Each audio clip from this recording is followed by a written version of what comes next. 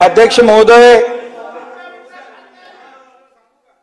अंतिम आठवडा प्रस्तावावर अरे आवाड ओ आवाडजी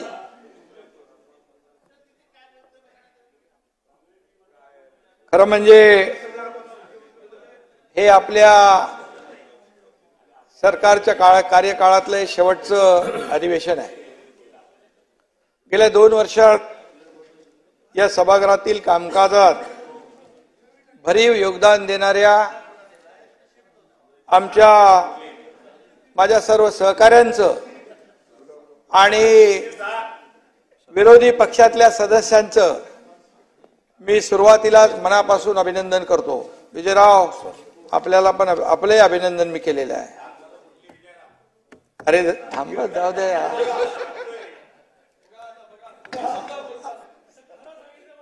आभार जरी व्यक्त करत असलो तर या निरोपाचा नाही तर निर्धाराचा आणि निश्चयाचा हा आजचा दिवस आहे, संवाद आहे। आज 14व्या विधानसभेतील अंतिम आठवडा प्रस्तावाला उत्तर देताना मला आनंदही आहे आणि समाधान आहे। आमच्या सरकारनं 2 वर्षाचा कार्यकाळ यशस्वीपणे पूर्ण केला। गेल्या 2 वर्षात आम्ही खऱ्या अर्थाने लोककल्याणाच्या योजना राबवल्या आणि विकासाला गती दिली, हे देखील मी या ठिकाणी आपल्याला सांगू इच्छितो। हे सरकार सर्वसामान्य जनतेचं आहे। विजयराव, जाऊ दे ना, काय बघता तिकडे? काय जो होगा हो गया। अभी कैसा है, लोकसभा के बाद विधानसभा में पलटी होने वाला है, इसलिए इसकी शुरुआत है। आज शुरुआत है, शुरुआत। या आज विजयराव जोरदार आपण बॅटिंग केली, त्याबद्दल अरे मित्र म्हणून तुमचं मी अभिनंदन करतो, कारण 2-3 दिवसापासून तुमची तब्येत खराब होती। आज जोश आणि जोर एकदम आपल्यामध्ये दिसला आणि त्यामुळे आमच्या लोकांना सांगितलं त्यांना मध्ये मध्ये डिस्टर्ब करू नका, त्यांना बोलू द्या। कारण नाना भाऊ बस काय, अरे नाना भाऊ तुम्ही मगाशी काय म्हणालात, मी साधा भोळा माणूस आहे, मी असा छक्के पंजेवाला नाहीये। नाना भाऊ करतो ते मनापासून, नाना भाऊ पूर्ण करेक्ट कार्यक्रम करतो, मग काय सोडत नाही।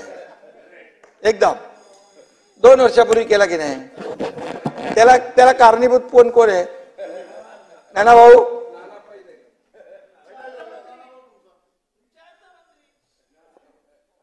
आणि नहीं, अंदर की बात है, आपको मालूम नहीं है, नाना को मालूम है।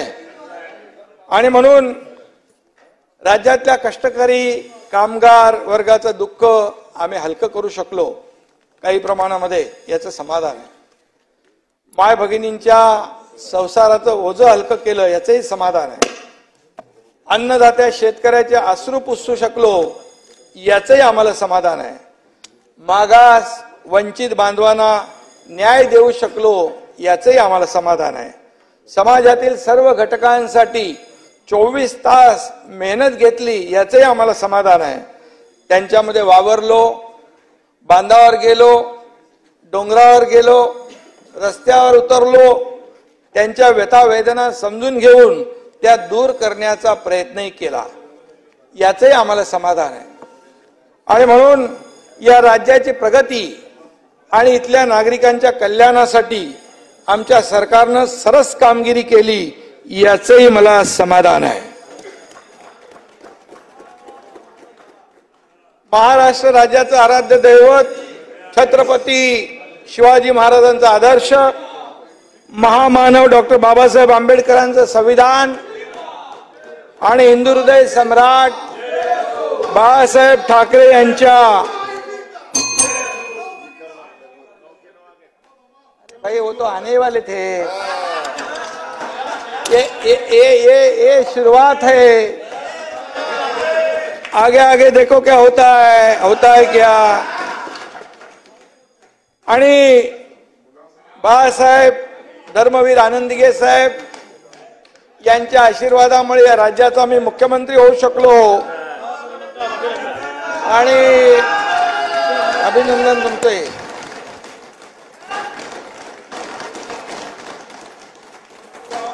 सर्वसामान्य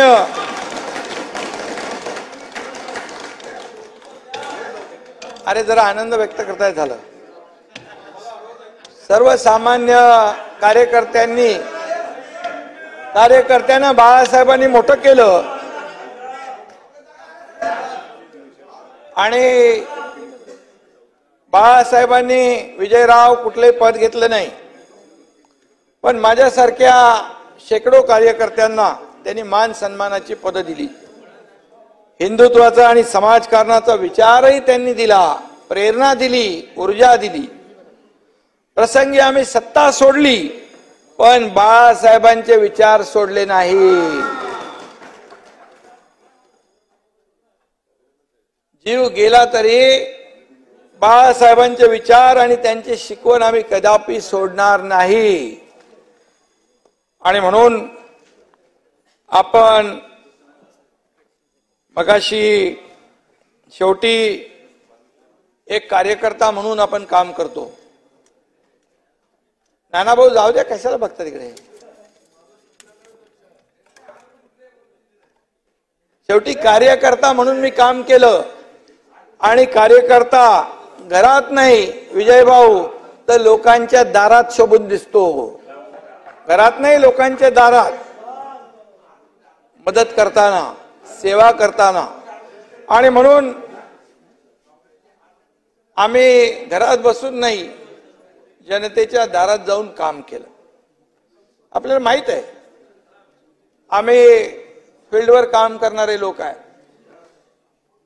रस्त्यावर उतरून काम करणारे लोक आहेत, लोकांमध्ये मिसळून त्यांचं ऐकून घेऊन काम करणारे लोक आहोत. जरी मी मुख्यमंत्री म्हणून असलो तरी सुद्धा मी कालही नानाभाऊ कार्यकर्ता म्हणून काम करत होतो, आजही कार्यकर्ता म्हणून करतोय, उद्याही कार्यकर्ता म्हणून काम करणार. आणि खरं म्हणजे हे राज्य सर्व आघाड्यांवर देशात पहिल्या नंबरवर कसं येईल यासाठीच आमचा विचार होता. मी ज्यावेळी शपथ घेतली आम्ही दोघांनी, तेव्हापासून सरकार पडणार अशी बोंब आपण सुरू केली. तारीख पे तारीख, तारीख पे तारीख, तारीख पे तारीख. पण सरकार पडणार अशी भविष्यवाणी वर्तवणारेच तोंडघशी पडले आणि आज 2 वर्ष त्याला पूर्ण होत आहेत सरकारला. याचाही मला अभिमान आहे. आणि म्हणून या मातीत घट्ट पाय रोवून जनतेचे प्रश्न सोडवले, जनतेच्या हिताचे निर्णय घेतले आणि आपल्या आरोपांना आम्ही कामाने उत्तर दिलं. आपल्यावर घेऊ नका तुम्ही. आम्ही कधी व्यक्तिगत फायद्याचा विचार केला नाही, कुटुंबाच्या लाभाचा विचार केला नाही. आम्ही माझं कुटुंब, माझी जबाबदारीच्या पलीकडे जाऊन काम केलं. हा महाराष्ट्र आमचं कुटुंब आहे आणि त्याच्यासाठी काम करायचं आम्ही ठरवलं. आणि म्हणूनच मायबाप जनता आज आशीर्वाद देते, पाठीशी आहे. येत्या विधानसभेच्या निवडणुकांमध्ये हे सिद्ध होईल. आज एक त्याची झलक आहे, हा ट्रेलर आहे, पिक्चर विधानसभेत आपल्याला दिसेल. मी या ठिकाणी मगाशी मला संत तुकारामांचा एक अभंग नानाभाऊ इथे सांगा, छोटा आहे 2 ओळींचा. टिळा टोपी घालूनी माळा म्हणती आम्ही साधू विजयराव, दया धर्म चित्ती नाही ते जाणावे भोंदू. आता कुणासाठी लागू होईल ते? तुम्हाला ना जनतेविषयी दया, ना जनतेच्या भल्याची चाड. भोंदूगिरी करणाऱ्यांना जनता वेळेवर त्यांची जागा दाखवून देईल हेही आपल्याला कळेल. मी या ठिकाणी एवढंच सांगतो, जयंतराव आपण मगाशी एक कविता म्हटली, ज्ञानपीठ विजेते. जयंतराव काय तिकडे एवढं गेलं की ते आता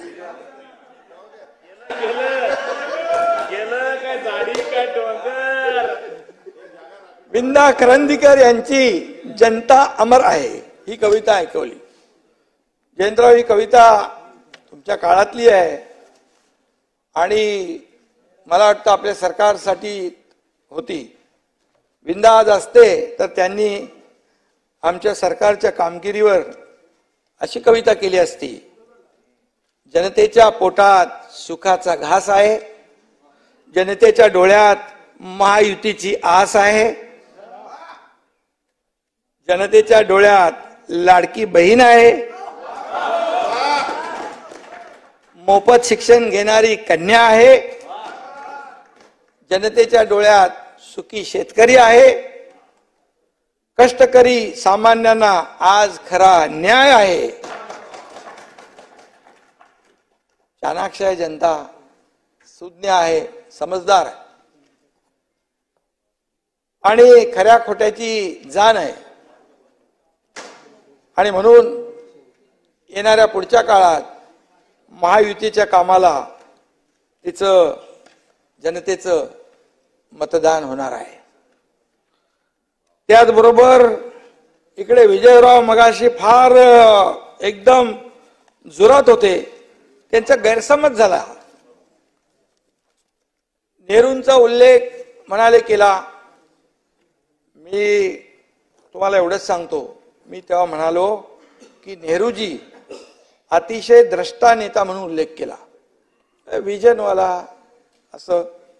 त्यांनी अटल सेतूचं स्वप्न पाहिलं होतं त्या काळात असं म्हणालो मी. त्यांचं स्वप्न आम्ही पूर्ण केलं असं म्हणालो, पण त्यांचं स्वप्न त्यांनी पाहिलं. जयंतरावचं स्वप्न होतं, जयंतरावने सांगितलं होतं खरंच झालं तर मी तुमच्यासोबत होय गाडीमधून येणार म्हणून. हा, अजून आले नाही तुम्ही. पण विजयराव त्यांच्या स्वप्नाचा काँग्रेसने चुराडा केला, माती केली. आम्ही ते स्वप्न पूर्ण केल्यामुळे तुमचा खऱ्या अर्थाने नाकारतेपणा समोर आला. याचा राग तुम्हाला भले म्हणजे आला असावा. आणि त्याचबरोबर आरक्षणाच्या बाबतीमध्ये मी बोलतो नंतर. आरक्षणावर निर्णय आम्ही घेणारच आहोत. तुम्हाला संसदीय कार्यप्रणाली प्रमाणे आणि घेतलं आम्ही 10% आरक्षण दिले मराठा समाजाला. ओबीसी समाजाला धक्का न लावता 10% दिलेले आहे. आता ते मी पुढे आणखी बोलतो ते डिटेलमध्ये काय कोण कोर्टात गेले ते. पण संसदीय कार्यप्रणाली प्रमाणे आम्ही विरोधकांचंही मनोगत जाणून घेणं, त्यांचं मत जाणून घेणं, कारण आपण वेगवेगळ्या वेळे वेगवेगळी भूमिका घेता. मराठा समाजाला आरक्षण मिळालं पाहिजे म्हणता, मग ओबीसी मधून मिळालं पाहिजे का वेगळं मिळालं पाहिजे. या सगळ्या मिटिंगला बैठकीला आपण आला नाहीत. आणि खरं म्हणजे आम्ही परंपरा पाळणारे आहोत म्हणून आपल्याला बैठकीला बोलवलं. अरे मला तर त्या दिवशी बाळासाहेब थोरात भेटले, मला म्हणाले बाबांना पत्र द्या. त्यांनी लेखी पत्र दिलं, लगेच बाबांनाही पत्र आम्ही दिलं आणि आम्ही आपली वाट बघत बसलो तिकडे. नंतर कुठून काय तुम्हाला मेसेज आला, कुठून फोन आला कोणाचा, सगळे गायब. टांगा पलटी घोडे फरार.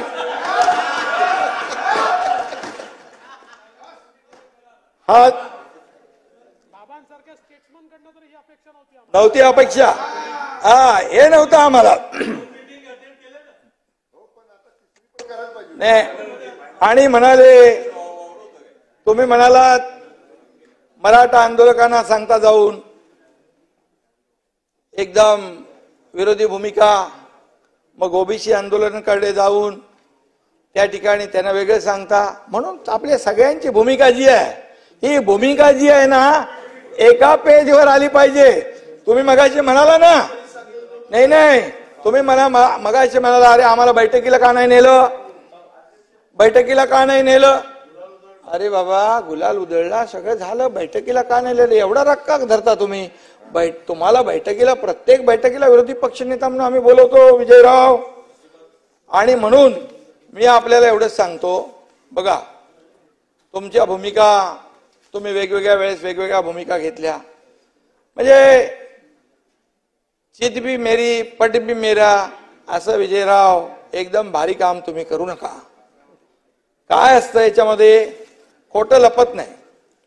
आणि म्हणून यामध्ये घेऊ ना विजयराव,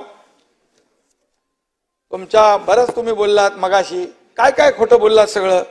अरे खोटं बोला पण रेटून बोला, आकडेवारी अशी तुम्ही आता जे काही केलं, एकदा नरेटिव्ह तुम्ही खोटं पसरवलं, पुन्हा पुन्हा खोट्या नरेटिव्हची वर लोक जनता विश्वास ठेवणार नाहीत. आणि म्हणून मी आपल्याला सांगतो विजयराव, तुमच्या काळात जनता उपाशी आणि तुम्ही तुपाशी होतात की नाही. अहो गरिबांच्या तोंडातील तुम्ही खिचडी खाल्ली, तुम्ही म्हणजे तुमच्यावर घेऊ नका. गरिबाला उपाशी ठेवलं तेव्हा काही वाटलं नाही. विजयराव, तुमच्या लोकांनी मापात पाप केलं. अरे खिचडीत पैसे पण घेतले, पण 400 ग्रामची खिचडी, अरे 200 नाही 150 बाबा, 150 कुठं फेडाले पाप. आणि म्हणून अरे बाबा, मगाशी काही लोक म्हणाले काय लाडकी बहीणचं योजना आणली. अरे बाबा, सगळे काय बोले बोगस, पैसे नाही, काय नाही, कुठून देणार, कसं देणार.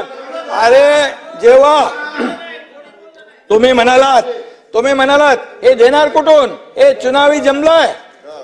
अरे कर्ज केलं म्हणाला 1 लाख रुपये कोटी. अरे आम्ही कर्ज काढतोय कुणासाठी, गोरगरिबांसाठी, आमच्या बहिणींसाठी, आमच्या भावांसाठी, आमच्या शेतकऱ्यांसाठी. हे तर तुमच्यावर लागू आहे ना. आणि म्हणून आम्ही आमच्या बहिणींसाठी लाडकी बहीण योजना आणली. तुम्ही गेल्या अनेक वर्षात सरकारमध्ये होतात, कधी सुचलं नाही आपल्याला. आम्ही बहिणीला 1,500 रुपये म्हणजे 18,000 रुपये वर्षाला देणार आहोत. नाना, या लाडक्या बहिणीला तुम्हाला लाडकी बहीण जी काय कडकी ठेवायची आहे का कायम. अरे तिच्या आयुष्यात काय चांगले दिवस आणायचेत का नाही. खरं म्हणजे विजयराव, झालं ते आता काय बघताय, संपलं की. शॉक मध्ये गेलेत काय.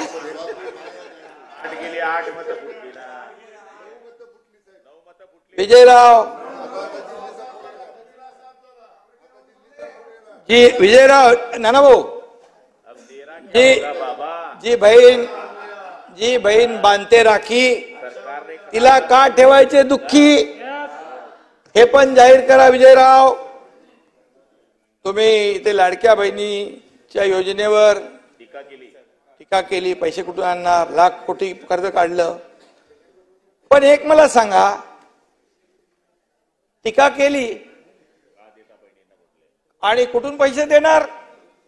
अरे तुम्ही जेव्हा खटाखट 1 लाख रुपये देणार तेव्हा म्हणालात, आम्ही विचारलं का, आम्ही विचारलं. पण आम्ही पटापट योजना जाहीर केल्या आणि देणार. आणि म्हणून, आणि बघा नाना भाऊ, इकडे टीका करतात, सुनील हसतोय, इकडे आमच्यावर टीका करतात आणि तिकडे शाखेवर बोर्ड लावतात मुख्यमंत्री माझी लाडकी बहीण योजना. समाधान आहे, समाधान आहे. अरे तुम्ही आम्हाला घटनाबाह्य मुख्यमंत्री म्हणता, घटनाबाह्य सरकार म्हणता, मग आमची योजना तुम्ही बोर्ड लावता तिकडे. तालुक्यात बोर्ड चांगला आहे, चांगलं आहे. अरे तुमच्या इथं मुख्यमंत्र्याचा फोटो लावा ना. अरे मुख्यमंत्र्याचा फोटो लावायची तेवढी दानत नाही, योजना घ्यायची. पण ज्या मुख्यमंत्र्यांनी योजना केली त्याचा फोटो काढून टाकला तिकडून. आपण पण तुमच्या नेत्यांचे फोटो लावता ना तुम्ही.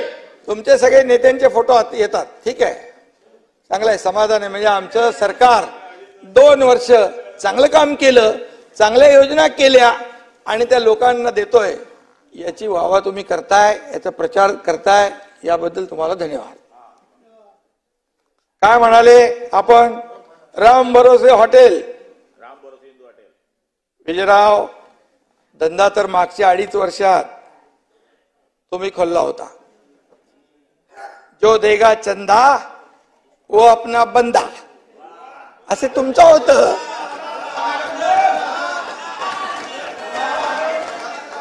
असं 2.5 वर्षात यापूर्वी होतं.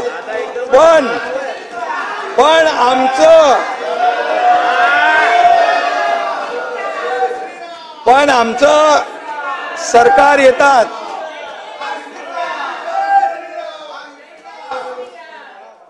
पण आमचं विजयराव सरकार सत्तेवर येताच या एकनाथ शिंदेने तुमचे सर्व केले धंदे बंद. आणि म्हणून मी आपल्याला एवढंच सांगतो, तुम्ही म्हणाला गुटखा जर्दा बर्दा काय काय बोलले. आम्ही बघा जिथं जिथं ड्रग्ज विकत होते सगळ्यात तोडफोड करून टाकली, नाही केली ना? आणि ड्रग जिथे जिथे बुलडोजर फिरवायचं, जेसीबी फिरवायची ती फिरवून टाकली. कडक कारवाई तर होणारच, तर दाबो नाही, दाबून कारवाई होणार. विजयराव, मुंबई असो नागपूर असो, इथं नागपूरला पण कारवाई केली आपण. आणि म्हणून आता मी त्याच्यात जास्त जात नाही. पुणे तर एकदमच साफ केलं. ठाणे, पुणे, सगळं महाराष्ट्रामध्ये जिथे जिथे ड्रग्स विकले जातात, जिथं जिथं पब मध्ये उशिरापर्यंत हॉटेल चालतात, जिथं जिथं अनैतिक धंदे चालतात, हे सगळं आम्ही तोडून टाकलं. आणि जे पूर्ण संपेपर्यंत ही कारवाई आम्ही सुरू ठेवणार. विजयराव, नाना भाऊंनी मगाशी काय म्हणाले, ते कुठलं ते रस्त्याचं डीबीटी, युबीटी पेक्षा डीबीटी चांगली आहे ना? आपल्याला वाचायचं ते कुठे? डीबीटी मध्ये 6,000 रुपये केंद्र सरकार, 6,000 रुपये राज्य सरकार, 12,000 रुपये खात्यात जातात शेतकऱ्याच्या. जातात की नाही? अरे जातात की नाही? जातात की नाही? 15,000 कोटी शेतकऱ्यांच्या खात्यात गेले की नाही? 1 रुपयात पीक विमा योजना लागू झाली की नाही? अहो, शेती पंप कधी तुम्ही वीज बिल माफ केलं होतं ना? तुम्ही बोलत होता हे मुदम मस्त काय काय. अरे नाना, जे शेतकरी 750 हॉर्स पॉवरची पंप चालवत 7.5 हॉर्स पॉवरचा पंप चालवतात, त्यांचं विजेचं बिल माफ करून टाकलं.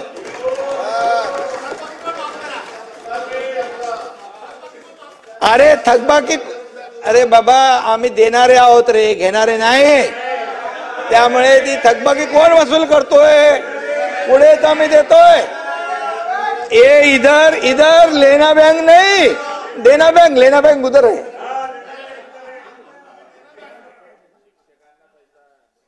आणि म्हणून मी आपल्याला एवढं सांगतो, विधानसभा निवडणुकीनंतर पुन्हा आपण भेटणार आहोत.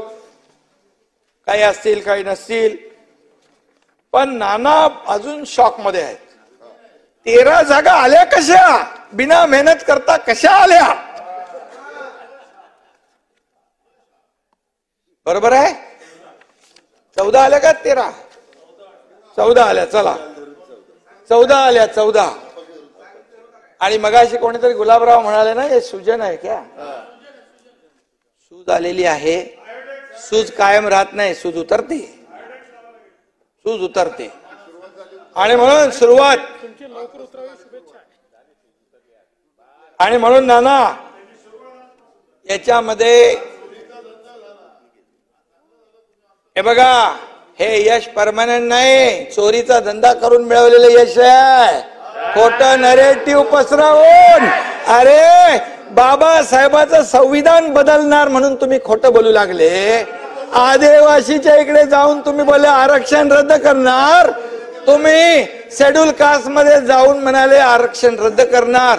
अरे जब तक सूरज चांद रहेगा बाबा साहेब का संविधान बना रहेगा.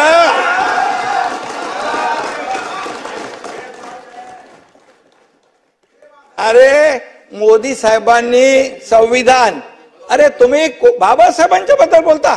अरे काँग्रेसनी बाबासाहेबांना कोणी पराभूत केला?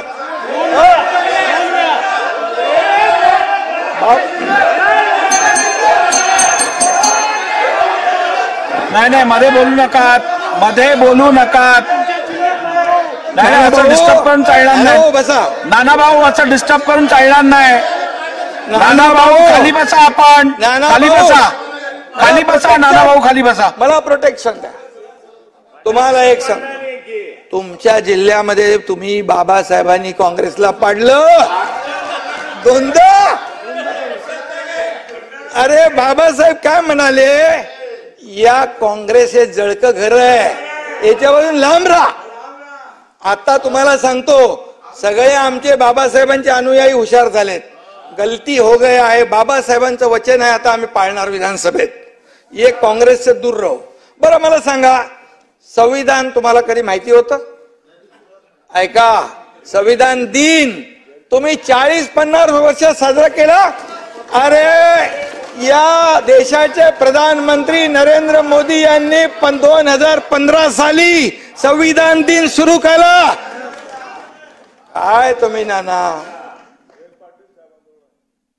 जयंत पाटील सिरियस झालेत, शॉक मध्ये गेलेत.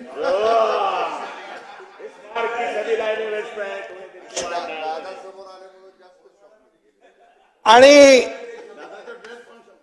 तुम्ही लोकांना भीती दाखवून जिंकलात, परंतु पुन्हा अशी भीती तुमची जी आहे ती काय कामाला येणार नाही. नाना भाऊ, मी तुम्हाला सांगतो, काँग्रेस हा देशाचा भूतकाळ होता. देशात एनडीए आणि महाराष्ट्रात महायुती हेच देशाचं आणि राज्याचं भविष्य आहे, हे लक्षात ठेवा. आणि म्हणून जे उज्ज्वल भविष्य, कारण जनता आमच्या सोबत आहे. आणि म्हणून जे काय आम्ही केलं ते जनतेसमोर आहे. तुम्ही कितीही काही केलं तरी सुद्धा, बरं मी एक सांगतो, विजयराव झालं तुमचं बघा भाषण, मी आहे ना किती लक्षपूर्वक ऐकत होतो मगाशी, आणि जयंतरावांचं पण ऐकलं मी, आणि नाना भाऊचं पण ऐकलं. मला सांगा, तुम्ही मागच्या पण मला वाटतं मी कुठल्या तरी ह्याच्यात बोललो, सगळे पेढे वाटत होते. बोले पेढे कसले वाटताय? मोदीजी प्रधानमंत्री तिसऱ्यांदा झाले म्हणून पेढे वाटताय, की तुम्ही तिसऱ्यांदा हरले म्हणून पेढे वाटताय? अरे अनिल देशमुख जी, 405 जाऊ दे, जिंकले ना, प्रधानमंत्री तर बनले की नाही? अरे जो जीता वही सिकंदर, हे सगळे लोक एकत्र आला तरी सुद्धा तुम्ही मोदींना हरवू शकला का? मोदीजींच्या बद्दल मी एकच सांगतो बघा, आणि आपल्याला मी सांगतो, ऐका. अरे बाबा, एक मिनिट, तुम्ही एक मिनिट. 44 पहिल्या वेळेत 44 आले, 2014 नाही ते जाऊ दे ना, नाही 44 आले, नंतर आले 50, नंतर तिसऱ्यांदा आले 99, 100 पण नाही पार केले तुम्ही. काय परिस्थिती आहे? आणि तुम्ही पेढे वाटू लागलात. आनंद आहे, ठीक आहे, चांगला आहे. मोदीजी प्रधानमंत्री झाले, या राज्याला पाठबळ मिळेल. अमितभाई आहेत, त्यांचा भक्कम पाठिंबा आम्हाला मिळतोय. आज आमचे काही जे काय प्रस्ताव आम्ही पाठवतोय, एकही पैशाची कपात न करता ते प्रस्ताव तसेच्या तसे मंजूर होत आहे. म्हणाले आम्हाला अगोदरचे म्हणाले आम्हाला केंद्राने पैसे दिले नाही, आम्हाला केंद्र पैसे देत नाही, दुजाभाव करतं. तुमच्या काय घरी आणून देणार? अरे तुम्हाला मागायला नको का फेसबुक लाइव वर देणार? ये सरकार फेसबुक लाइव पे नहीं चलता, ये फेस टू फेस सरकार चलता है. जयंतराव काय झालं, एकदम सिरियस झाले.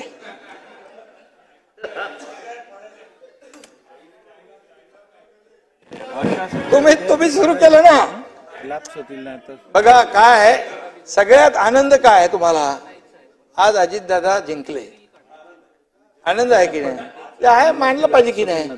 लोकशाहीमध्ये मांडायची आहेत ना फक्त.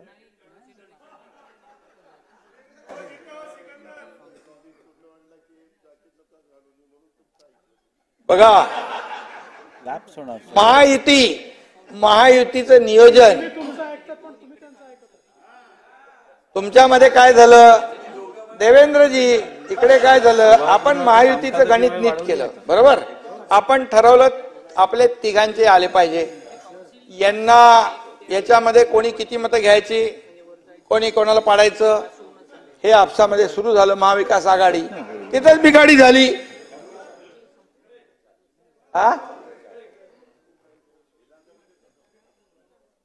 अरे आता काय आहे, आता लाडकी बहीण, ही आपली लाडका भाऊ, आता लाडका भाऊ योजना काढा म्हणाला कोणीतरी. अरे सख्या भावाला कधी जवळ केलं नाही, आता ते म्हणाले लाडका भाऊ काढा. लाडका भाऊ पण आम्ही काढला विजयराव. 10,000 सुशिक्षित बेरोजगाराला अप्रेंटिसशिप देणार दर महिन्याला. डिप्लोमा होल्डरला 8,000 आणि वर्षाला 10 लाख. जे बेरोजगार लोक आहेत त्यांना दर महिन्याला स्टायपेंड देण्याचा ऐतिहासिक निर्णय आमच्या सरकारने घेतलेला आहे. त्यामुळे आता या विकेट अशा तुमच्या जातच जाणार. आणि म्हणून मी आपल्याला एकच सांगतो, तुम्ही मगाशी म्हणाला सुडाचं राजकारण.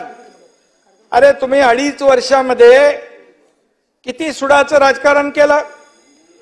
या ठिकाणी नुसतं मुख्यमंत्र्यांच्या विरुद्ध बोलल्यानंतर त्या नारायण राणेंना जेवणाच्या ताटावर उठवून त्यांना अटक करायचं काम केलं. हनुमान चालीसा वाचणाऱ्या त्या नवनीत राणा, रवी राणा कुठे गेला, 12 दिवस देशद्रोहाचं कलम लावून तुम्ही त्याला जेलमध्ये टाकलं. कंगना राणावतचं घर तोडलं, 80 लाख रुपये महापालिकेचे कोर्टाच्या वकिलाची फी भरली त्याच्यात. अर्णब गोस्वामीला आतमध्ये घातलं, त्या राहुल कुलकर्णीला आतमध्ये घातलं. देवीच्या ऑफिसरला मारलं.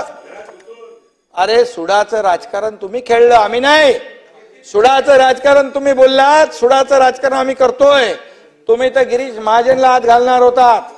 तुम्ही तर कोण आहे, मी आधी पण बोललो हा विषय. यांना 4था नंबर होता यांचा. म्हणजे बाबा तुम्हाला हे पटणार नाही, परंतु या सगळ्या गोष्टी चालू होत्या. अजितदादा बोलत होते असं करू नका. अजितदादा बरोबर आहे, बरोबर आहे. आणि म्हणून तुम्ही सांगत होता करू नका. अरे मी सांगितलं नका करू. हे असं केलं, ते वरती 2 जण बसलेले आहेत ना, त्यांचा बुलडोझर येईल मग. आणि म्हणून ते तुम्हाला सांगतो, त्यांना संधी नाही दिली.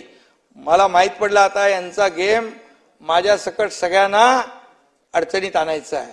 आणि मग याच दिवशी 2 वर्षापूर्वी आम्ही धाडशी निर्णय घेतला. सत्तेवर लात मारून पाय उतार झालो आम्ही.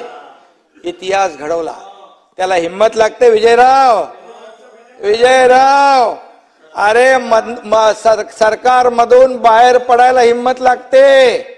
ती हिम्मत आम्ही दाखवली आणि जनतेच्या मनातलं सरकार आम्ही आणलं. खऱ्या अर्थाने लोकांचं मॅन्डेट जेला होतं ते सरकार आम्ही आणलं आणि 2 वर्ष हे सरकार चाललं. आज 2 वर्षात आम्ही बाबा अनेक कामं केली. तुम्ही छातीवर हात ठेवून सांगा. आज अगोदर सगळ्यांनी प्रकल्प बंद केले होते. कारशेड मध्ये स्पीड ब्रेकर, मेट्रोमध्ये स्पीड ब्रेकर, अटल सेतूमध्ये speed breaker, Delhi Mumbai speed breaker, bullet ट्रेनला स्पीड ब्रेकर, सुप्रभाला स्पीड ब्रेकर, आमदार निवास, अरे आमदार निवास सगळं सगळीकडे खोडा घालण्याचं काम केलं. जलयुक्त शिवार योजना, अरे शेतकऱ्याची योजना ती पण बंद पाडली, ती पण बंद पाडली. मुख्यमंत्री सहायता निधी फक्त 2.5 वर्षात 2.5 कोटी रुपये, पण या एकनाथ शिंदेने 280 कोटी रुपये दिले गरीबाला. रस्त्यावर पण, गाडीत पण, ऑफिस मध्ये पण, घरी पण मुख्यमंत्री सहायता निधीचे अर्ज आल्यावर पटापट पेन निघतो, लगेच सही होते. तिकडे सुनील काय होतं, पेनच नव्हता. आणि म्हणून मी आपल्याला एवढंच सांगतो की कुठलीही दुर्घटना असू द्या, बघा मी एक, तुम्ही मगाशी म्हणालात नाना भाऊ, हा माणूस साधा भोळा आहे, आणि खरं आहे. मी माझ्याकडे नाही ते सगळे शक्य म्हणजे, मी जिथं आपत्ती येते, पूर येतो, महापूर येतो, इरशाळवाडीची घटना येते, तिथे पोचतो एकनाथ शिंदे. आणि म्हणून तुम्हाला सांगतो, इरशाळवाडीत मला सगळे दादा भुसे, योगेश सगळे होते इकडे, गिरीश महाजन, तुम्ही मला भेटले येताना खालून, मी वरून येत होतो. नाना भाऊ मी सांगतो तुम्हाला वस्तुस्थिती, मी का गेलो, मला सगळे माझे सहकारी सांगत होते तुम्ही हे रिस्क घेऊ नका, पण मी सांगतो तुम्हाला, तिथे सायकल जायची पण जागा आहे का, गाडीचा विषय वेगळाच आहे. असं आपण डोंगर चढले, तिथं काही प्रमाणात मला बोलले चला आपण जाऊ पार करून, पण 2-3 टेकड्या गेल्यानंतर माझ्या डोळ्यासमोर पण काजवे चमकू लागले. आणि हे गिरीश भाऊ बोलतोय अरे माझ्यावर खूप रागवले ते, परंतु मी गेलो का, तिथं वरती एनडीआरएफचे लोक काम करत होते, तिथे एनडीआरएफचे लोक काम करत होते. बाबा तिथली परिस्थिती आपण जर पाहिली, धुकं होतं, पाऊस होता, वारा होता, आणि एकीकडे ते मलबा हटवायचं काम चालू होतं, दुसरीकडे खड्डे खोदत होती दुसरी टीम त्या डेड बॉडी गाडण्यासाठी. अशा परिस्थितीमध्ये मी तिथे गेलो. त्या दरडग्रस्त जे होते, ज्यांचा मृत्यू झाला, त्यांच्या नातेवाईकांना मी भेटलो. त्या एनडीआरएफच्या लोकांना वाटलं रे मुख्यमंत्री आपला आला, एक मॉरल सपोर्टची आवश्यकता असते, पण मी तिथे जीवाची म्हणजे काय फिकीर केली नाही. आणि अशा तुम्ही होते, तुम्ही पण आले, आणि म्हणून हे घरात बसून काम करून राज्य चालवता येत नाही, हे तर पवार साहेबांनी सांगितलंय, त्यांच्या पुस्तकात लिहिलंय. हा, इरशाळवाडीतली घरं कंप्लीट तयार झाली, आणि त्याचं ते बघा कशी का केलेली आहेत, चांगली केलेली आहेत आपण.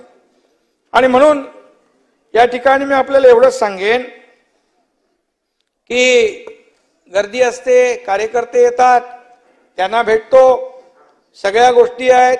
सर्वसामान्य शेतकरी कुटुंबातला मी असल्यामुळे मला शेतकऱ्यांची दुःख माहित आहे, जाणीव आहे. आणि म्हणून आम्ही एनडीआरएफचे नियम बदलून टाकले, दुप्पट केलं, 2 हेक्टरचे 3 हेक्टर केले. सततच्या पावसाचं नुकसान मिळत नव्हतं, तेही देऊ लागलो. गोगलगाईचा कारभार अगोदर होता, गोगलगाईने नुकसान केलेले तेही आम्ही भरून दिलं. 8,500चे 13,500 केले. आमचा मंत्री, आपण पोचतो लवकर कुठं पण. आणि म्हणून, आणि खरं म्हणजे नाना भाऊ मी नेहमी सांगतो की मी स्वतःला सीएम कधी समजत नाही, मी स्वतःला कॉमन मॅन समजतो. सीएम म्हणजे कॉमन मॅन हे मी समजतो. कारण शेवटी डोक्यामध्ये ती हवा गेल्यानंतर रस्त्यावरचा कार्यकर्ता, जमिनीवरचा कार्यकर्ता हवेत चालू लागतो. आणि म्हणून गर्दीची गर्दी हेच माझं टॉनिक आहे. गर्दीची मला कधीच ॲलर्जी नव्हती, परंतु काही लोकांना जरा जरी गर्दी झाली की लगेच सर्दी होते, असे काही लोक आहेत. आणि म्हणून या ठिकाणी मी आपल्याला सांगेन, मुख्यमंत्री माझी लाडकी बहीण योजना वर्षाला 18,000 रुपयांचा माहेरचा आहेर आम्ही त्यांना देतोय. मुख्यमंत्री अन्नपूर्णा योजना, 3 मोफत गॅस सिलेंडर, महिलांना 50% तिकिटामध्ये सवलत, ज्येष्ठांना मोफत एसटी बाबा,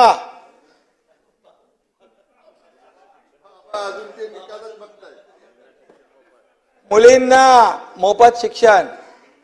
मगाशी काय म्हणाले विजयराव, मुलींच्या मोफत शिक्षणाबद्दल पण काहीतरी बोलले.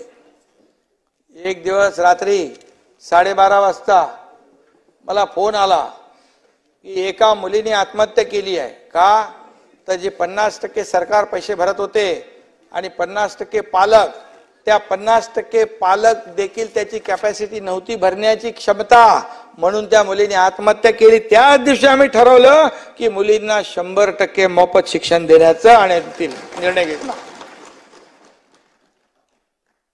मोफत विजेचं मी मगाशी सांगितलेलं आहे. आणि म्हणून महात्मा ज्योतिबा फुले, तानाजीराव 1.5 लाख रुपयावरून ती योजना 5 लाखावर आम्ही नेली. दवाखाना, बाळासाहेब ठाकरे दवाखाना आपल्या दारी, तो आम्ही केला. 700 दवाखाने केले. म्हणजे एका आणि तीर्थ दर्शन योजनाही आणलेली आहे ज्येष्ठ नागरिकांसाठी. त्याचाही लाभ आपले ज्येष्ठ नागरिक घेतील. जयंतराव, त्यांची अपेक्षा असते परंतु ऐपत नसते, तोही विचार आम्ही केला. आणि विधानसभा निवडणुकीनंतर विरोधी पक्षातल्या काही लोकांनी त्याचा फायदा होऊ शकतो. तीर्थदर्शन करायला, तीर्थाटन, मोफत उपचार, हे सगळं केलं आम्ही. म्हणजे बघा विजयराव, बघा एका सुखी कुटुंबासाठी काय हवंय, काय नको, याचा विचार करून या योजना आखल्यात आम्ही. आणि म्हणून विजयराव, अशा प्रकारचे योजना आणणारं हे पहिलं सरकार आहे. दवाखाने वाढवू ना आपण, बिलकुल वाढवू, दवाखाने वाढवू. कारण नाही बिलकुल वाढवणार. आणि सगळ्यांचा इलाज आम्ही करू, पूर्ण सगळ्यांचा उपचार. आता काय हे सगळे योजना केल्या ना राजेशजी, या योजना केल्यानंतर काही लोकांना पोटदुखी होईल, मळमळ होईल, त्रास होईल, त्यांचा मोफत इलाज त्या बाळासाहेब ठाकरे आपल्या दवाखान्यामध्ये होईल मोफत. आणि म्हणून काही लोक नेहमी आरोप, टीका, अधिवेशन झालं की पायऱ्यांवर एक दिवस पण असा गेला नाही की सरकारला शिव्या दिल्या नाही, सरकारच्या विरोधात बोलले नाही. शिव्याशाप कायम आम्ही ऐकत असतो, परंतु आम्ही नेहमी म्हटलं की शिव्याशाप आणि आरोपाला उत्तर आम्ही आरोपातून देणार नाही, आरोपाला आम्ही कामातून उत्तर देऊ. आणि म्हणून ती कामं या राज्यभरामध्ये सुरू आहेत.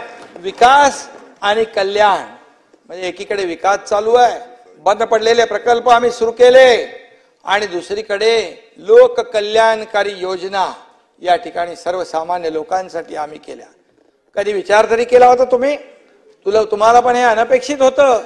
हा एवढा मोठा निर्णय सरकार घेईल असं तुम्हाला वाटलंच नव्हतं. एकदम तुम्ही लोकसभेच्या त्या आनंदामध्ये मग्न होते. आणि काय त्याला म्हणतो आपण,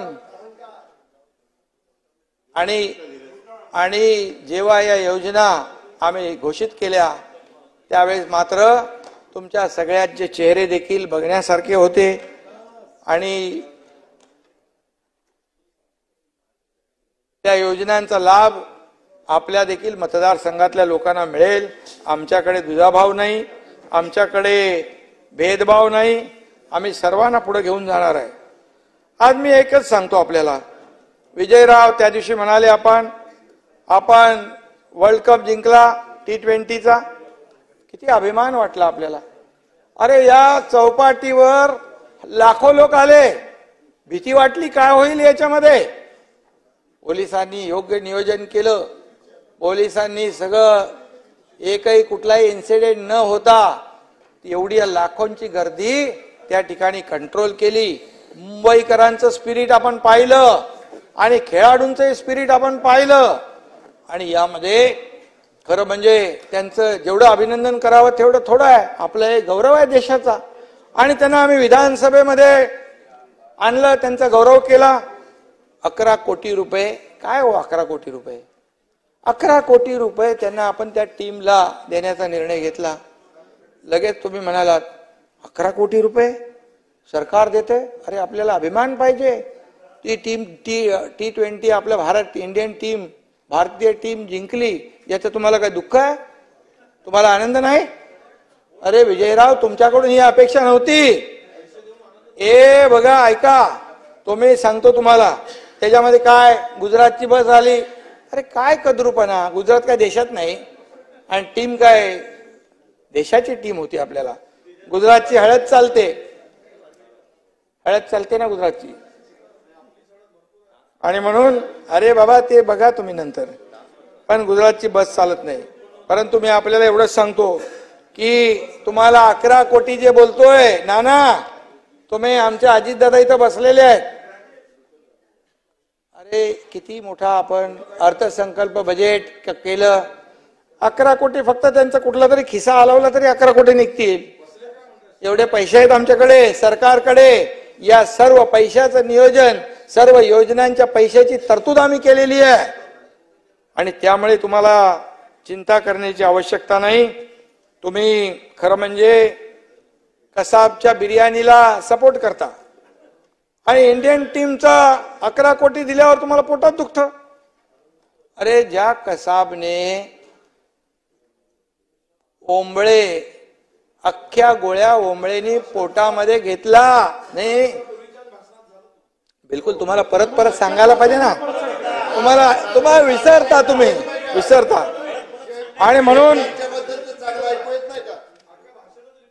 म्हणून तुम्हाला सांगतो मी, जरा ऐकायचं शिका. तुमचं मी शांतपणे ऐकलो. आणि म्हणून हे सरकार जे आहे ना, खरं म्हणजे 2.5 वर्षात आम्ही काय केलं याचा सगळा लेखाजोखा तुम्ही घ्या. 2 वर्षामध्ये 2.5 वर्षात महाविकास आघाडीचा घ्या आणि 2 वर्षाचा महायुतीचा घ्या. आणि म्हणून मी आपल्याला एवढं सांगतो की शेतकऱ्यांना, मगाशी नानाभाऊ म्हणाले शेतकऱ्यांना किती पैसे दिले. अरे तुम्हाला पूर्ण खात्यामध्ये किती पैसे गेले याची पूर्ण आकडेवारी देतो मी, पूर्ण आकडेवारी. आणि त्यामुळे मी तुम्हाला एवढंच सांगेन की मगाशी आपण म्हणालात गुंतवणूक किती आली, कुठे होते गुंतवणूकचा? 2 वर्षात 1,04,000 कोटींची 1,37,000 कोटींची थेट परकीय गुंतवणूक आली आणि 2,39,000 कोटी आपल्याला परदेशी गुंतवणूक FDI आलं. तुमच्या काळामध्ये, तुमच्या म्हणजे महाविकास आघाडीच्या काळात महाराष्ट्र 3ऱ्या क्रमांकावर गेला होता.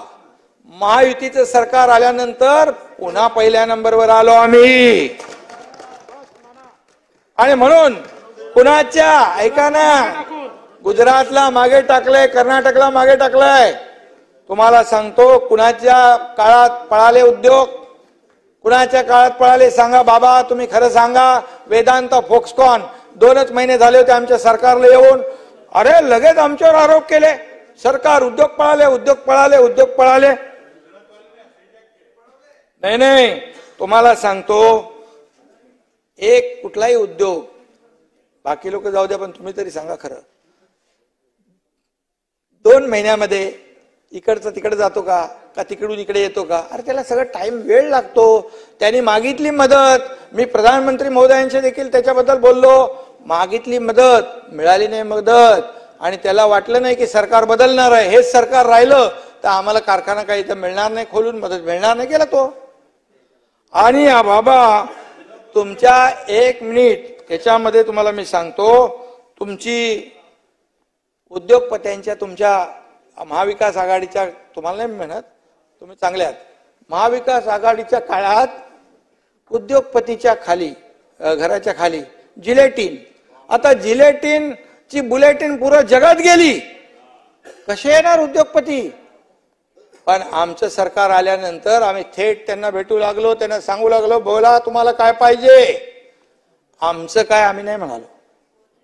आणि म्हणून त्याची आकडेवारी तुम्हाला पूर्ण देऊ आम्ही, की किती रोजगार आले, किती त्याच्यामध्ये नोकऱ्या आल्या आणि किती कारखाने आले, हे सगळं माझ्याकडे आहे. आणि त्यामुळे मी आपल्याला एवढं सांगतो की शेतकऱ्यांच्या बाबतीमध्ये देखील खूप मोठ्या प्रमाणावर योजना आपण केल्या. आज एकूण या आकडेवारी, विजयराव नको ना तुम्हाला, आकडेवारी आहे माझ्याकडे, पण मला पाठवून देतो तुम्हाला. बघा, तुम्हाला सांगतो, राज्यामध्ये 191 उद्योगांना आम्ही LOI दिला, 1,71,000 कोटी गुंतवणूक आली, 1,20,000 रोजगार मिळणार आहेत. Mega leather footwear cluster development आलंय, PM मित्रा मल्टी मॉडल लॉजिस्टिक पार्क आपण करतोय, इलेक्ट्रॉनिक क्लस्टर करतोय, जेम्स अँड ज्वेलरी पार्क करतोय, बल्क ड्रग पार्क गेला गेला गेला गेला बोलले, अरे बल्क ड्रग पार्क आपण करतोय बाबा सरकारच्या माध्यमातून, मेगा एक्वा मरीन पार्क करतोय.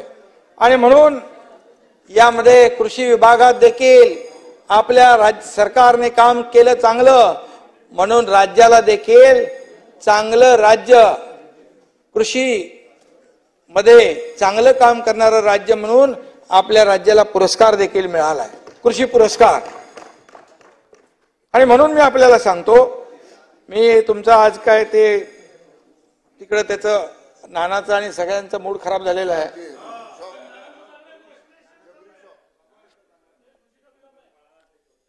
जबरी शॉक लागलाय, ते जाऊ दे.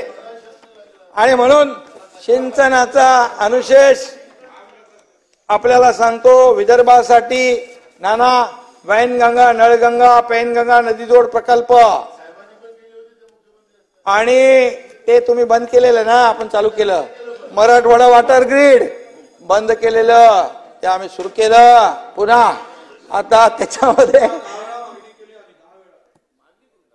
अरे देणार आम्ही, हा देतोय ना. आणि म्हणून उद्धवजीला केली आणि आता पूर्ण झाली. त्याला बघा 88,575 कोटी खर्च येणार आहे, आणि त्याच्यामध्ये 62.57 TMC पाणी पुरवठा होणार आहे. आणि 6 जिल्ह्यामध्ये, विजयराव 6 जिल्ह्यात तुमच्याकडेच आहे ते, 7,85,000 अनुशेष होता, तो आपण 7,12,000 हेक्टर अनुशेष दूर होईल. आणि म्हणून अमरावती वाशिम जिल्ह्याचा अनुशेष दूर होईल. आणि म्हणून यामध्ये मी डिटेलमध्ये जात नाही, त्याच्यामध्ये एवढंच सांगतो की आम्ही या सगळ्या याच्यामध्ये मगाशी नाना भाऊ म्हणाले, काय ते कुठलं कापूसाचे बॅग, कापूस बॅग ना, कापसाचं बॅग नाही, कापसाच्या बॅग बद्दल बोलले आपण. पण तुम्ही कोविड मधल्या डेड बॉडी बॅग विसरले, डेड बॉडी बॅग विसरले तुम्ही, डेड बॉडी बॅग मध्ये पैसे खाल्ले ते विसरले.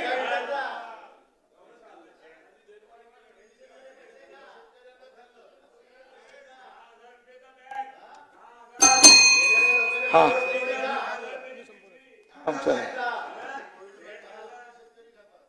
नाही. आणि मला खरं म्हणजे तुम्ही काय करता वरती, तुम्ही म्हणाला पापाचा घडा भरला, अरे तुम्ही खिचडीमध्ये पैसे खाऊ लागले, कोविड मध्ये पैसे खाऊ लागले, कोविड सेंटर मध्ये पैसे खाऊ लागले, डेड बॉडी बॅग मध्ये पैसे खाऊ लागले, हे तर पापाचा घडा कुणाचा भरेल. आणि म्हणून बघा नाही. आणि ऐका, या तुम्हाला सांगतो, ही पाप कुणाच्या घड्यातली आहेत. अरे बाबा, ही पापाची जी काही धडा आहे ना, तो खरं म्हणजे एक मोठा धडा होईल पापाचा.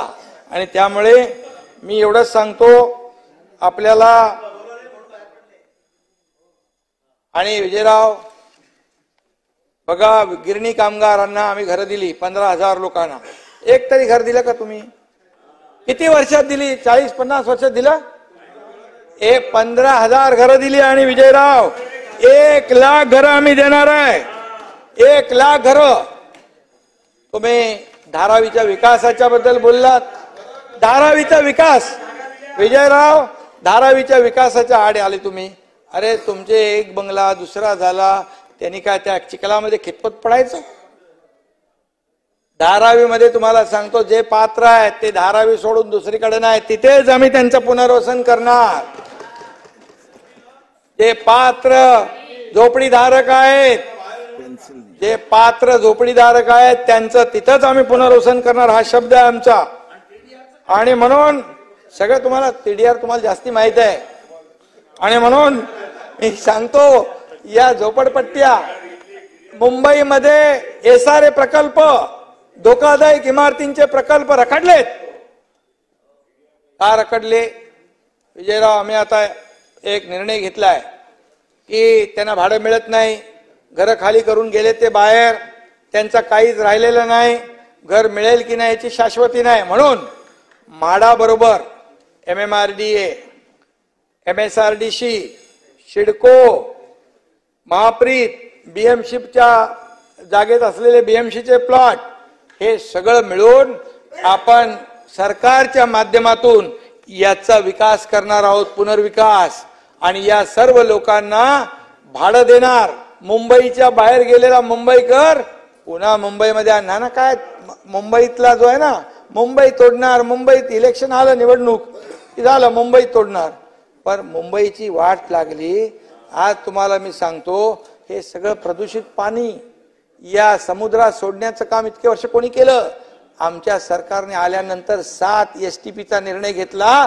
पूर्वीच्या लोकांनी 15 वर्षात 11 टेंडर काढले, पण एकही टेंडर मंजूर नाही झालं. कारण टेंडर साठी कोणी सरेंडर नाही झालं, म्हणून ते टेंडर काढलं नाही. आणि म्हणून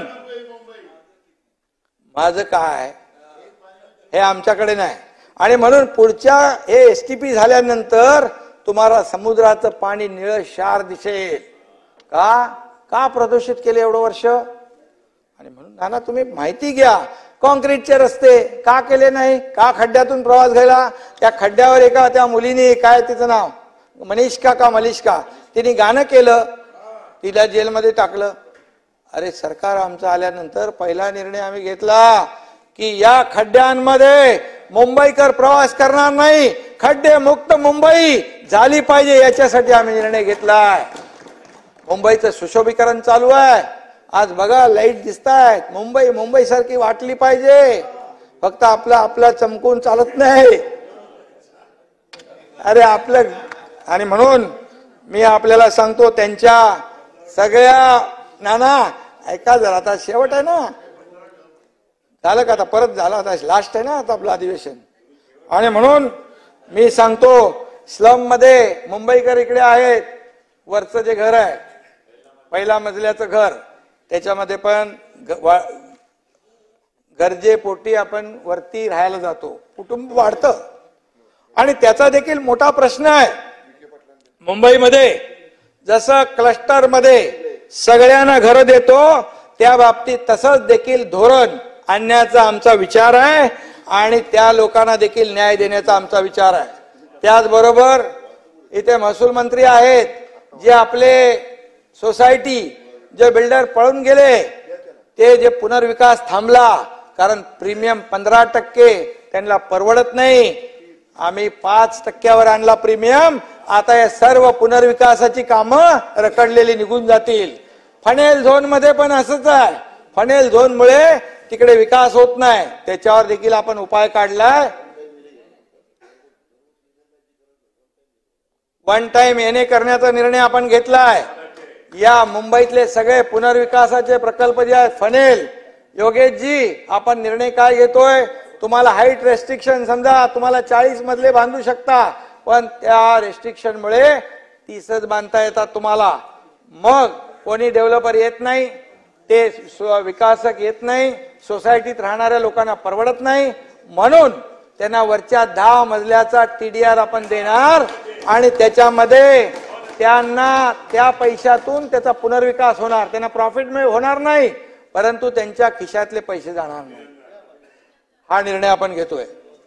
मुंबईकरांसाठी हे निर्णय कायद्यामध्ये आम्ही बदल केले. हे जितेंद्र आव्हाड इकडे बसलेत, ते म्हाडाचे मंत्री होते, त्यांना विचारा. एकदा पण माझ्याकडे फाईल घेऊन यायचे, कधी विचारलं मी तुम्हाला, लगेच सही केली मी ताबडतोब. काय मुंबईकरांचा प्रश्न आहे, लगेच केलं.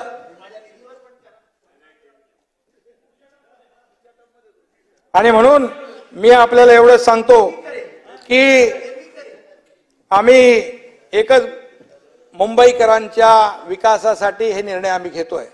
आमचा वैयक्तिक विकास आम्ही करत नाही आणि मुंबईकरांना आम्ही वाऱ्यावर सोडणार नाही. लखनौ ते लंडन बिंडन हे सगळं काय आम्ही करत नाही, करणार नाही. नाना हसले का? आणि म्हणून मी आता आपल्याला चहापान करायचं आहे, त्यामुळे मी जास्त काय बोलत नाही. पण एवढंच सांगतो की या मुंबई बरोबर मुंबई MMR आणि संपूर्ण राज्याचा विकास जो आहे तो झाला पाहिजे, अशा प्रकारचं आमचं मत आहे. जितेंद्रजी, हा विरार वर्सोवा, बांद्रा वर्सोवा ते विरार ते पालघर आपण सी ब्रिज करतोय. 3 तासाचं अंतर अर्ध्या तासामध्ये. आणि म्हणून त्याबरोबर जसं दुसरं एअरपोर्ट इकडे बांधतो आपण नव्या मुंबईत, मुंबई एअरपोर्टची गरज लक्षात घेऊन आम्ही पालघर मध्ये देखील एअरपोर्टच्या बाबतीमध्ये तपासणी छाननी करतोय आणि तिकडे देखील जो विकास आहे तो तिकडे करायचा आहे. त्याचबरोबर जयंतराव गेले नाही, ऐका, ते मगाशी म्हणाले 30%, 25%, 42%, 47% टेंडर अभाव. अरे बाबा, दिलेच नाही अजून कोणाला. आता छाननी चालू आहे आणि त्यामध्ये आपल्याला मी सांगतो, सभागृहात उत्तर देतोय, जे चालू करंट रेट DSR आणि DSR जो आहे करंट, त्याच्यावर नियमाने काय त्याच्यावर किंवा त्याचं बिलो किंवा अभाव काय दिलं मला माहित नाही ते, पण त्याच्यावरती हे 30-40%, 42%, 20%, 10% बिलकुल दिले जाणार नाही. हे बिलकुल सरकारचा धोरण आहे, सरकारची भूमिका आहे. आणि तुम्ही समृद्धीवरचं जे काढलं, समृद्धीच्या बाबतीमध्ये देखील जो कोणी कॉन्ट्रॅक्टर ज्यांनी क्वालिटी खराब केली असेल त्याच्यावर काय असले तुम्ही, अरे त्याला सोडून द्यायचा. अरे ठीक आहे, त्याच्यामध्ये काही कुठे भेगा पडल्यात, तुम्हाला सांगतो त्या पूर्णपणे त्याच्यावर ते पूर्णपणे त्याच्याकडून त्याचा DLP आहे, DLP मधून ते पूर्ण काम करून घेतलं जाईल. 26 पर्यंत DLP आहे, 26 पर्यंत. आणि त्यामुळे तुम्हाला मी सांगतो, एवढं सांगतो. हा, आणि मार्कंडेश्वर देवस्थानचं काम झालं पाहिजे. मी तिकडे जाऊन आलोय आणि त्याला देखील पैसे कमी पडणार नाहीत. आणि दुसरं ते एक मिनिट ते शिक्षकांचं राहिलं मगाचं ते जुनी पेन्शन योजना जी आहे शिक्षकांची, टप्पा 2चं झालं त्यांनी सांगितलं, पण जुनी पेन्शन योजना जे 2026 आपले 2005 पूर्वीचे जे शिक्षक आहेत ते जवळपास 20,000 आहेत. त्यांना पूर्णपणे सरकार मदत करणार.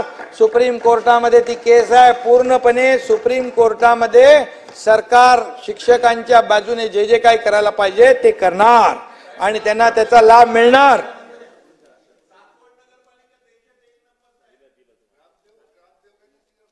एक देतो तुम्हाला, थांबा ना. आणि सासवडला काय पाहिजे तुम्हाला, त्याच्या बाबतीमध्ये नगरविकास मंत्री म्हणून नक्की त्याचा सन्मान करेन आणि जे काय लागेल त्याला देईल. दुसरी गोष्ट, यामध्ये शक्तीपीठच्या बद्दल आपण म्हणालात, शक्तीपीठला लोकांचा विरोध आहे. तुम्हाला सांगतो, कुठलाही प्रकल्प हे सरकार लोकांच्या विरोधात जाऊन जोर जबरदस्तीने करणार नाही, त्यांच्या संमतीने करू आणि त्यांच्या कन्सेंटनी सगळ्या गोष्टी होतील. त्यांच्या इच्छेविरुद्ध कुठलाही प्रकल्प आम्ही पुढे बाबा नेणार नाही. समृद्धीला देखील पूर्वी विरोध होता, पण नंतर त्यांनी ताबडतोब कन्सेंट दिले, पैसे घेतले आणि ते काम सुरू झालं. आणि त्याचबरोबर मी आपल्याला एवढंच सांगतो, ते तुमचे काहीतरी होतं ना, चंद्रपूर पुरातन माता महाकाली मंदिर या परिसराचा देखील विकास आराखडा शासनाला प्राप्त झालेला आहे आणि त्याला 250 कोटी एकदम लागत नाही आपल्याला. आणि त्या बाबतीत देखील आपण नक्की निर्णय घेऊ. बाकी छोटा छोटा विषय ते नाही बोलत मी. आणि म्हणून तुमची चिठ्ठी कुठे गेली हो? आणि म्हणून तुमचं जे आहे त्याची नोंद घेतलेली मी वाचलंय. आणि म्हणून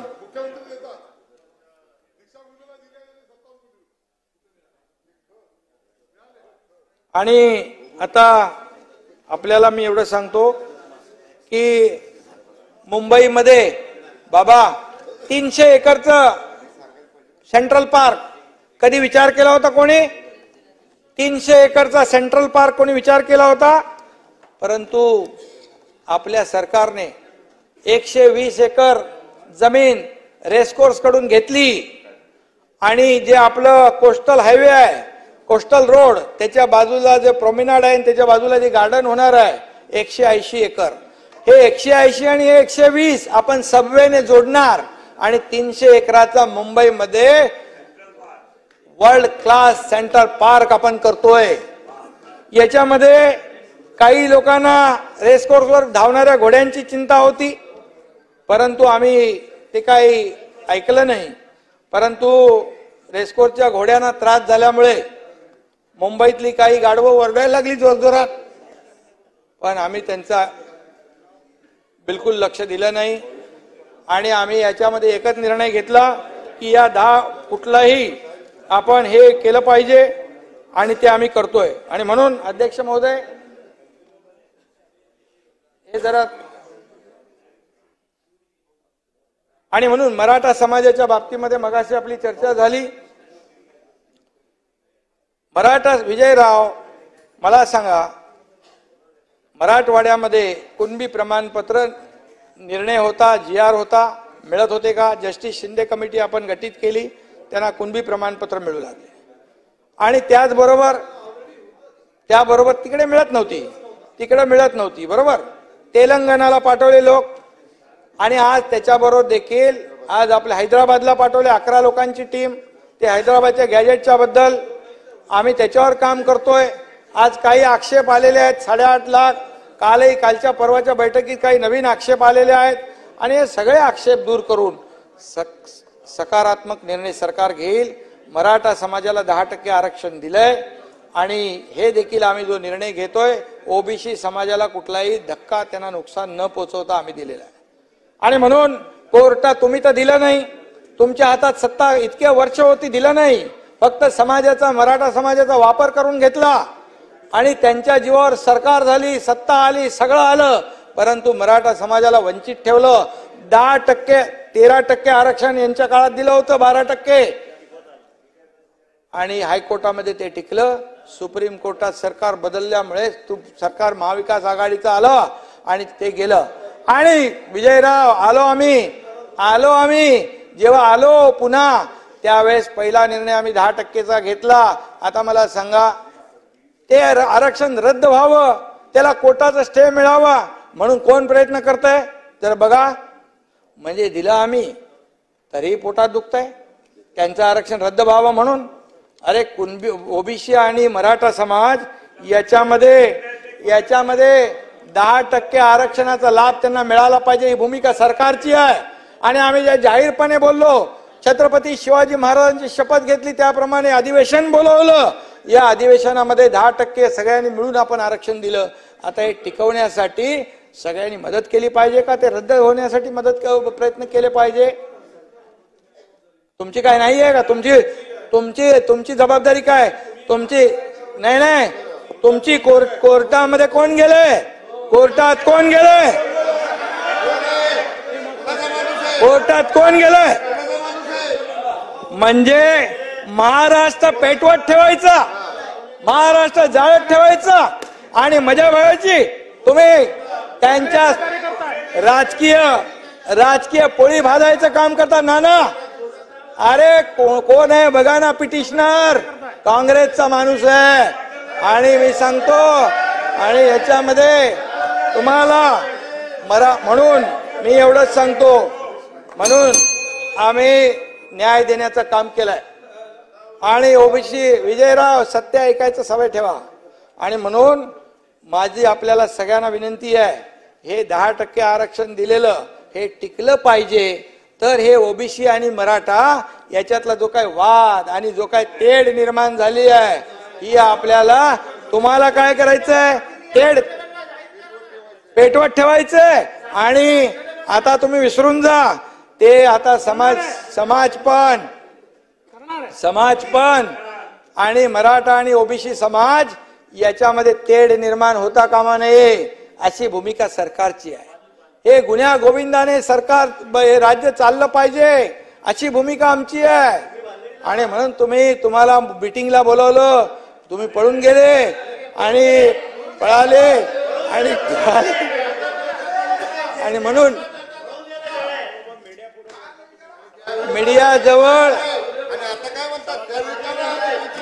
मीडियाजवळ वेगळी भूमिका, सरकारजवळ वेगळी भूमिका, मराठा समाजाजवळ वेगळी भूमिका, ओबीसी समोर वेगळी भूमिका.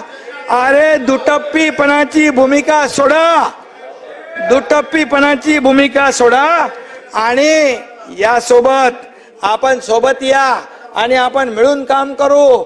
आणि या मराठा समाजाला पण न्याय देऊ, ओबीसी समाजाला पण न्याय देऊ. आणि आता तुमची भूमिका, तुमचा दुटप्पीपणा त्यांना समजलाय. आणि मराठा समाज आणि ओबीसी समाजाने देखील याची नोंद घेतली पाहिजे. आपला कोण परका कोण, आपल्या राजकारणावर आज यामध्ये आपली राजकीय पोळी भाजण्याचा प्रकार कोण करते, याचा देखील आता मराठा समाज पण आणि ओबीसी समाज पण नक्की विचार करेल नाना भाऊ. आणि म्हणून आमची भूमिका स्पष्ट आहे. मराठा समाज आणि ओबीसी समाज याच्या बाबतीमध्ये सरकारची भूमिका स्पष्ट आहे. कालही तीच होती, आजही तीच आहे. आणि काय दिलं ना मराठा आरक्षण, तुम्ही रद्द करायला चालले. अरे आम्ही दिलं 10% आणि तुम्ही रद्द करायला निघाले. आज ज्या योजना आम्ही दिल्या नाना, नाही कंप्लीट, ते गेले. आणि म्हणून मी आपल्याला एवढंच सांगतो की जो खूप मोठ्या प्रमाणावर आपण त्यांना हे दिलेलं आहे, सोयी दिलेल्या आहेत, सगळं दिलंय. आणि म्हणून मी आपल्याला एवढंच सांगेन, ज्या काही आम्ही निर्णय घेतले नाना, मुंबई महापालिकेच्या सफाई कामगारांच्या सेवा निवासस्थानाचा पुनर्विकास आम्ही करतोय. त्याचबरोबर त्यांच्या भत्त्यामध्ये 14,000च्या ऐवजी 20,000 रुपये वाढ केलेली आहे. 6 ते 7,000 त्यांना घरभाडं जे करतोय, केलंय ते बोलतो. त्याचबरोबर वीरशैव कक्कई आर्थिक विकास महामंडळ, आपल्या लोकांची मागणी आहे ती आम्ही करतोय. महाराणा राजपूत समाजचा महाराणा प्रताप आर्थिक विकास महामंडळ, तेही आम्ही स्थापन करतोय. त्याचबरोबर वारकरी महामंडळ तेही करतोय आपण. आणि त्याचबरोबर नाना, यामध्ये मध्ये संप चालू होता टॅक्सी रिक्षांचा, 50 रुपये प्रति दिवसाला विलंब शुल्क लावत होतो, त्यालाही आम्ही स्थगिती दिलेली आहे.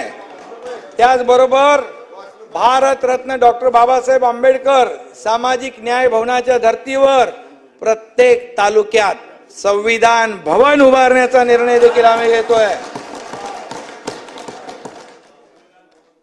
आणि मला वाटतं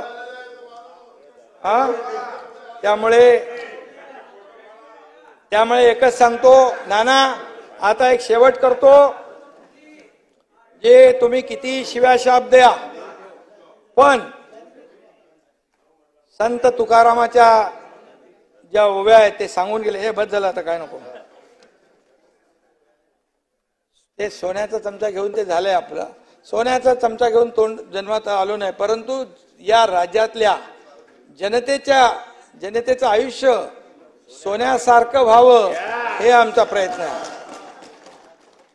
आणि म्हणून तुकारामांचं मी एक ओव्या वाचतो शेवटला जाता जाता. घासावा शब्द, नाना ऐका बाबा, घासावा शब्द, तासावा शब्द, बोलावे मोजक खमंग खमके, तोलावा शब्द बोलण्यापूर्वी. विजयराव, तुम्ही बोलता ना काय काय, तोलावा शब्द बोलण्यापूर्वी, बोलावे बरे, बोलावे खरे.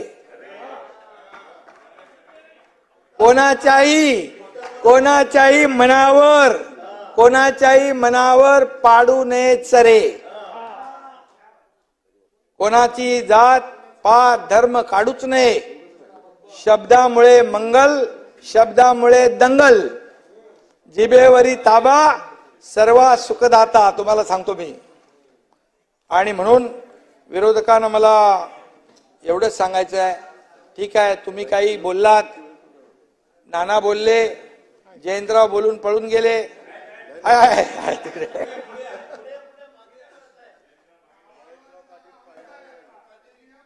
काय जयंतराव, तुम्ही इकडे समोर असल्याशिवाय मजा येत नाही. त्यामुळे आव्हाडांना घाई आहे त्यांची जागा घेण्याची. आणि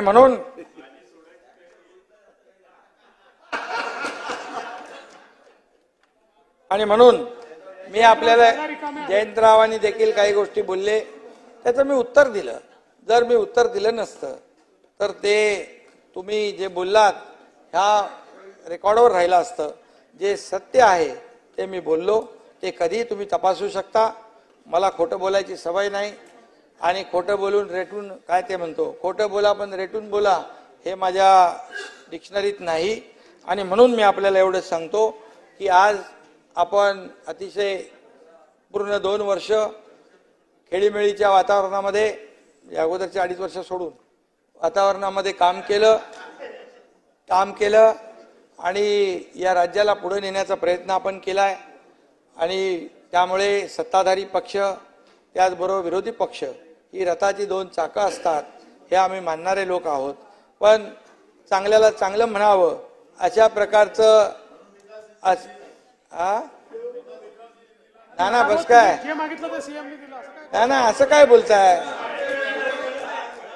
विजयराव बोला.